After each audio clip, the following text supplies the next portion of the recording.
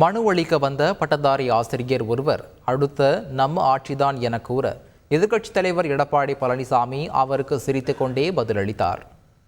1 முதல் 5ஆம் வகுப்பு வரை பாடம் நடத்தும் ஆசிரியர்களுக்கான தகுதி தேர்வில் கலந்து கொண்ட தேர்ச்சியான 14,000க்கும் மேற்பட்ட பட்டதாரி ஆசிரியர்களுக்கு நாளை நடைபெறும் நியமன தேர்வில் அனுமதி மறுக்கப்பட்டதாக கூறப்படுகிறது. இதுகுறித்து எதிர்க்கட்சித் தலைவர் எடப்பாடி பழனிசாமியிடம் பட்டதாரி ஆசிரியர்கள் இன்று நேரில் மனு அளித்தனர்.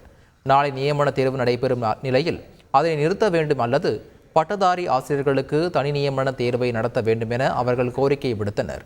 அப்போது நாளை தேர்வு வைத்துக்கொண்டு இன்று மனு அளிக்கிறீர்களே என இபிஎஸ் கேள்வி எழுப்பினார். அப்போது அடுத்தது நம்ம ஆட்சிதான் என ஆசிரியர் ஒருவர் கூறினார்.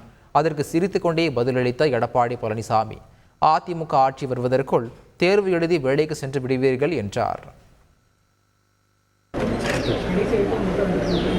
செல்வாங்கிற முடிஞ்சளவுக்கு பார்க்கலாம். சரிப்பா, அது வரைக்கும் நீ அவளை எக்ஸாம் எழுதி வேலைக்கு போயிடுவாங்க.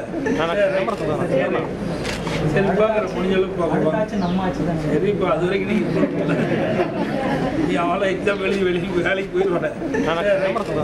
மின் கட்டண உயர்வு குறித்து செய்தியாளர்கள் எழுப்பிய கேள்விக்கு பதிலளிக்க முடியாமல் டான்ஜெட்கோ சேர்மன் ராஜேஷ் லக்கானி வேகமாக காரில் ஏறி புறப்பட்டு சென்றார். கோவை மாவட்டம் பொள்ளாச்சி அருகே நெகமம் பகுதியில் சோலார் பேனல் சம்பந்தமான ஆய்வில் பங்கேற்க டான்ஜெட்கோ சேர்மன் ராஜேஷ் லக்கானி கோவை வந்தார். அப்போது விமான நிலையத்தில் செய்தியாளர்கள் மின்கட்டண உயர்வு குறித்து கேள்வி எழுப்பினர். அதற்கு பதிலளிக்க மறுத்த ராஜேஷ் லக்கானி வேகமாக காரில் ஏறி புறப்பட்டு சென்றார். செய்திகளை உடனுக்குடன் தெரிந்து கொள்ள உடனே சப்ஸ்கிரைப் பண்ணுங்க.